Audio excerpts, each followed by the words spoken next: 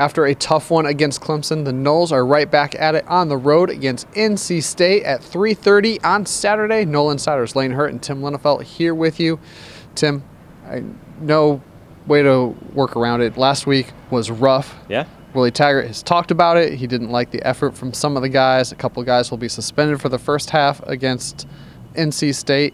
How big is it for this team to put that one behind them and try to get back on track this weekend? I mean, you have to. Look, despite what happened last week, there's still 4 games left in the season. There's still things left to play for Florida State. That bowl streak is still on the line, and there are still, believe it or not, some winnable games left on the schedule. NC State, I think a few weeks ago we thought was maybe, I guess you could probably say playing above their head a little bit, but they've come down to earth in a big way in the last few weeks. They were on the other side of a blowout loss to Clemson, and then they lost to Syracuse last week. So they're back looking for a win, but they've also struggled in some areas. And so I think even both teams looking for a win, needing a win, and both teams, I don't know if vulnerable is the right word, but both teams are in some difficult circumstances right now. So I think it's important for both sides, in particular for Florida State.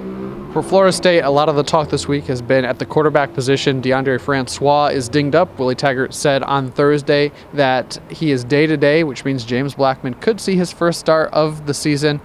NC State's defense struggled a little bit the last 2 weeks, giving up 41 and 51 points respectively.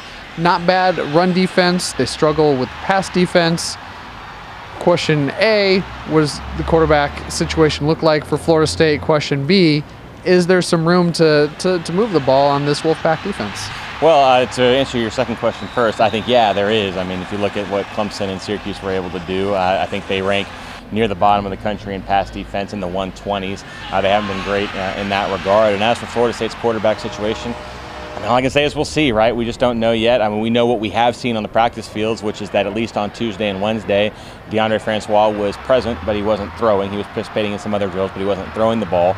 James Blackman took first-team reps in his absence. Now, Willie Taggart was basically asked about that on Thursday morning and said, don't read too much into that. You didn't see him throw. That doesn't mean that you don't know what he did and didn't do during the portion where you're not out here. And that's fair and totally true. It's a pretty small portion of practice that's open in comparison. So that's kind of what's led to a lot of the speculation for James Blackman to start. We'll see. I think both quarterbacks could potentially have some success against this pass defense for NC State, which again has struggled a lot. And again, I think we kind of we hammer this point a lot, but it'd be a great time to get the running game going, because even against this pass defense that struggles, you don't want to be one-dimensional, especially when you're on the road. For the NC State offense versus the Florida State defense, it's kind of a strength versus strength. NC State and Ryan Finley, he gets the ball out quick, been sacked only 4 times all season. Yeah. Obviously, we know Florida State does a great job of getting after the quarterback.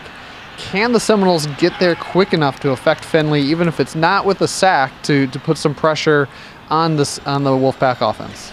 You'd like to hope so. But look, their offense is designed to pretty much take that away. He's a guy, he snaps the ball and it's gone. I don't even think he gets his fingers around the laces of the ball sometimes. He just gets it and goes to a quick pass in space and lets their guys make plays. We'll see. I wonder if maybe the wingspan of some of your defensive ends, think back in fall camp, how many times we saw Brian Burns knocking down passes at the line of scrimmage. If he can affect the game in that way, even if it's not with sacks.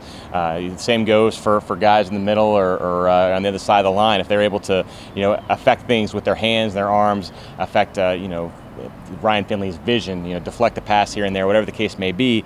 Not to say those are as good as sacks, but if the end result is an incompletion or an off-balance throw or an off-the-mark throw, that's a win for Florida State, and that's a really good thing. And keep in mind, NC State, they've only allowed 4 sacks all season, but 3 of those sacks have come in the last 2 weeks. Both of those games, of course, were losses. So, whether or not there's a correlation there, we'll see. It is still a pretty small sample size, but if you're Florida State, I think you'd like to go ahead and get after them and take your chances. There you have it, Seminole fans. It's the Noles versus the Wolfpack up in Raleigh, Saturday, 3:30. Nole Insiders will be there. We'll have all your coverage after the game as well. So for Tim, I'm Lane. Go Noles.